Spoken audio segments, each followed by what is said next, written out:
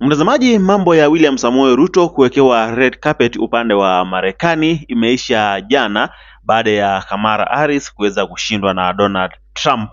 Ni jambo ambalo limeweza kuwafurahisha Wakenya wengi, sana sana wafuasi wa Azimio la Umoja ama wafuasi wa Raila Odinga, kwa sababu wengi wanaamini kabisa kwamba Marekani iliindafia na uchaguzi wa mwaka wa 2022.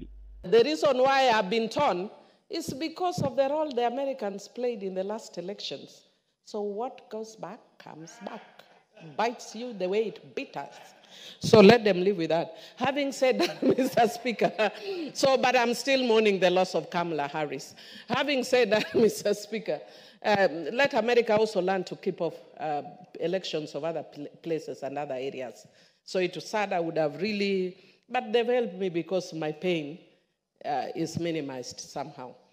So mtazamaji, nataka nikuoneshe hii inamaanisha nini kwa Kenya going forward, kwa sababu sasa hivi Trump ameweza kushinda na kuna mambo mengi sana yataweza kubadilika kati ya William Ruto na taifa ya Marekani. Ndio nataka tuweze kukufahamisha kupitia hii video, lakini kidogo tu mtazamaji wangu, kabla sijakufahamisha zaidi, na kuomba kidogo tu mtazamaji wangu utazame. Ni washukuru wale wote ambao wanaendelea kujitokeza kumsaidia Jacqueline. Jacqueline yuko na shida ya kanza ya matiti, na kama unakumbuka vizuri last month tulimsaidia Jane ambaye pia alikuwa na shida ya kanza ya matiti. Kwa sasa yuko vizuri kabisa, yuko nyumbani na amefurahia tena zaidi baada ya timu Jackson Tani Politics kuweza kumsaidia kutoka hospitalini. So naomba watazamaji wa Jackson Tani Politics mwezi wa 11 tuweze kumsaidia Jacqueline ambaye pia anahitaji zaidi ya 150,000 ili kuweza kuclear bili ya hospitali. Ukimwangalia nadhani kwamba hizo picha hauwezi nikakuwekea pale kwa sababu ya YouTube waezi wakakubali picha kama hizo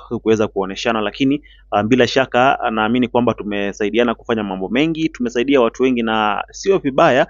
Nimeona kwa sababu kuna watu wengi sana ambao wanahitaji msaada hapa nchini Kenya. At least kila mwezi tukifanya tu hiyo challenge ya 100 kusaidia mtu mmoja kila mwezi tu, bila shaka itakuwa ni vizuri tena zaidi, kwa sababu for the last 6 months tumesaidia watu kama 3 au 4, na naamini kwamba tunafanya vizuri sana kama team Jackson Tani Politics. Sana sana watu wetu ambao wako upande wa Qatar, ambao wako upande wa US, wamekuwa wakionyesha support kubwa sana kwa kuweza kusaidia ndugu zetu wa Kenya ambao wanahitaji msaada hapa nchini Kenya. Nilikwambia kwamba kama kuna jambo ambalo unafaa kulifanya ukiwa hapa duniani ni kuweza kumsaidia mtu ambaye ajiwezi, kwa sababu kesho itakuwa ni mtu mwingine. Leo inaweza kuwa ni Jacqueline, kesho itakuwa ni wewe, kesho kutwa itakuwa ni mimi. Kwa hivyo tunahitajiana kila wakati. Ukumbuka vizuri Jen ambaye tulimsaidia last month alikuwa mmoja kati ya watu ambao walichangia kumsaidia Joshua. Kumbuka vizuri Joshua ambaye tulimsaidia kwenda shule pamoja na kuweza kuwajengea nyumba. Jen ni mmoja kati ya watu ambao walimsaidia na amekuwa akisaidia tukifanya challenge, na sasa hivi wakati alipata matatizo pia na sisi tukaweza kumsaidia. Kwa hivyo niwashukuru wale wote ambao wamekuwa wakijitokeza tukifanya hii challenge na kuweza kuchangia kwa chochote kile tu. Kuna yule ambaye hana pesa mingi anatuma shilingi 100, kuna yule anatuma 1000, kuna wale anatuma 10,000 kulingana na uwezo wako, na niko na hakika kwamba Mwenyezi Mungu atazidi kukubariki tena zaidi, lakini pia na kuongezea tena zaidi. Asante. Nashukuru wale wote ambao wanaendelea kujitokeza kufanya hiyo challenge. Jamani, Mwenyezi Mungu azidi kuwabariki tena zaidi, lakini pia na kuongezea tena zaidi. So mtazamaji, bila sijaribu muda wako sana, nataka kwanza utazame hii video alafu tuendelee kuzungumza zaidi. Let's translate what this exactly means for a country like Kenya, because the victory by Trump marks the beginning of another roller coaster ride in the US foreign policy. The priorities may shape the relationships between the countries, especially President Trump and the global leadership as he takes over as the 47th president. Already, President William Ruto joined other world leaders in congratulating Trump while underscoring Kenya's commitment to maintaining her partnership with the United States. But what does Trump's win mean exactly to the world and specifically to Kenya? Daniel Karuki interrogates. The global community watched and waited with bated breath as the US election unfolded, ultimately seeing Donald Trump make history with a remarkable return as the 47th president of the United States. And immediately, world leaders started to realign themselves with Trump's incoming administration. Donald Trump, in his many campaigns, had already hinted of a paradigm shift from his predecessors. What they have done to our country by allowing these millions and millions of people to come into our country. And now that Trump will take over, the second term will bring new challenges, and global leaders will have to align with his foreign policy. That means that people can prepare for the shifts that would happen, and just in the same way that governments and countries around the world would have to prepare for any major changes in the American political arena. Kenya seems to have an advantage because of the location. And number one, we're not very close to the US, so we don't have an issue of Kenyans moving to the US Borders. without any kind of legality or papers and stuff like that. President-elect Trump returns to the White House, while Kenya now has a different leader, President William Ruto, who succeeded former President Uhuru Kenyatta, whom Trump engaged with during his previous term. Security has remained a cornerstone of Kenya-US relations, while outgoing President Joe Biden emphasized a combined approach to security, counter-terrorism, and development in vulnerable regions. Trump's administration may potentially reduce aid and press Kenya to increase its financial contributions. Regarding Haiti, Trump previously threatened to revoke the temporary protected status for Haitian migrants in Springfield, Ohio, and may revisit that stance. Currently, more than 400 Kenyan police are stationed in Haiti, with the Kenyan government planning to deploy additional troops.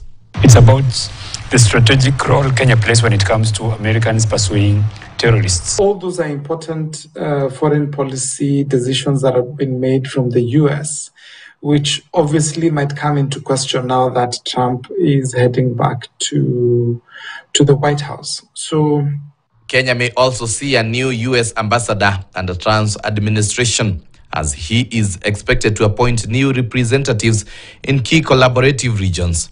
While Biden's administration's emphasized governance, human rights, and economic reforms in its Kenya relations, Trump's approach may be more business-oriented. While the Biden-Harris administration has preferred the kind of multilateral arrangements when it comes to issues of trade, the Trump administration before, and largely Republicans, tend to favor, but in particular, this is something strong for Trump, he tends to favor bilateral arrangements. Kenya will remain a close U.S. partner.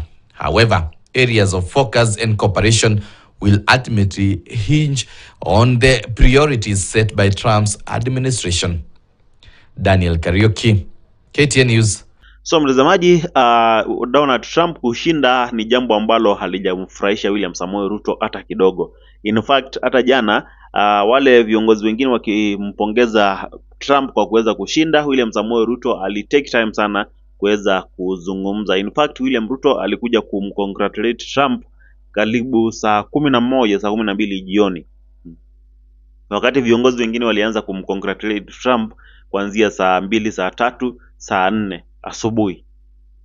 Kumbuka kwamba bwana Rigathi Gachagua alikuwa wa kwanza kabisa kumcongratulate Trump hapa nchini Kenya. Asubuhi kabisa saa 4, saa 5 hapo. Alafu pia Ndindi Nyoro akawa amemcongratulate Trump. Kuna baadhi ya viongozi ambao walimcongratulate Trump ama walimpongeza Trump asubuhi, lakini William Samoei Ruto hakuwa anaamini kwamba Trump ameweza kurudi. Hakuwa anaamini kwamba Kamala Harrison ameweza kushindwa.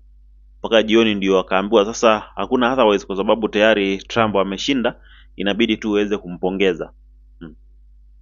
Na nimeona kuna watu wanasema kwamba Waume Thuku niliona alisema kwamba ni wakati wa one term president sasa hivi.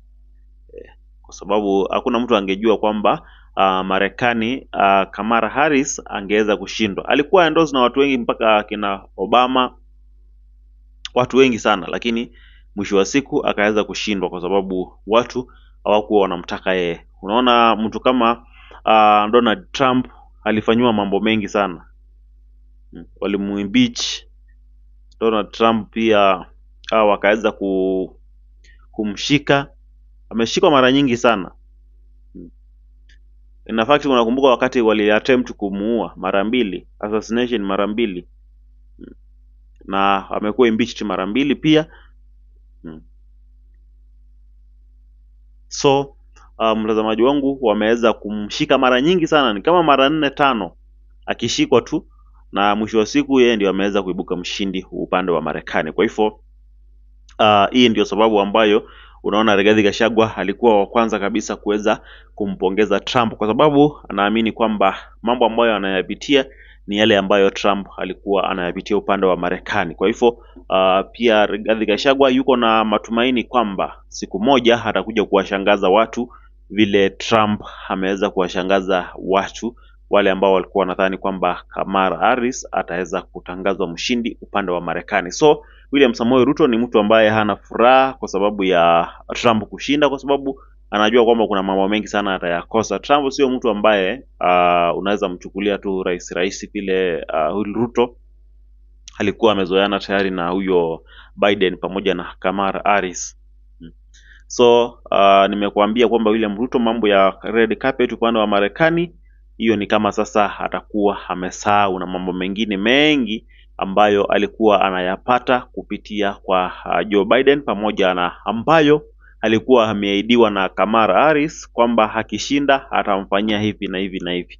So hiyo atakuwa ameweza kuisahau. Nimeona watu wanazungumzia kuhusu maafisa wa polisi ambao wako upande wa Haiti kama watarudi Kenya. Sina habari kamili, lakini nikipata habari zaidi nitakufahamisha mtazamaji wangu. Sijui una maoni gani? Unafurahia Donald Trump kushinda ama unasema namna gani mtazamaji? Hebu niachie maoni yako hapo chini katika sehemu ya comment section, na pia usisahau kujiunga na familia ya Jitan Daily Politics kwa kuweza kusubscribe na kutana notification bell ili tukiachia video kama hii huo kwanza kuweza kuipokea. Usiende bali, nitakuwa narejea hivi punde tu na mengi zaidi. Kwa sasa bye bye.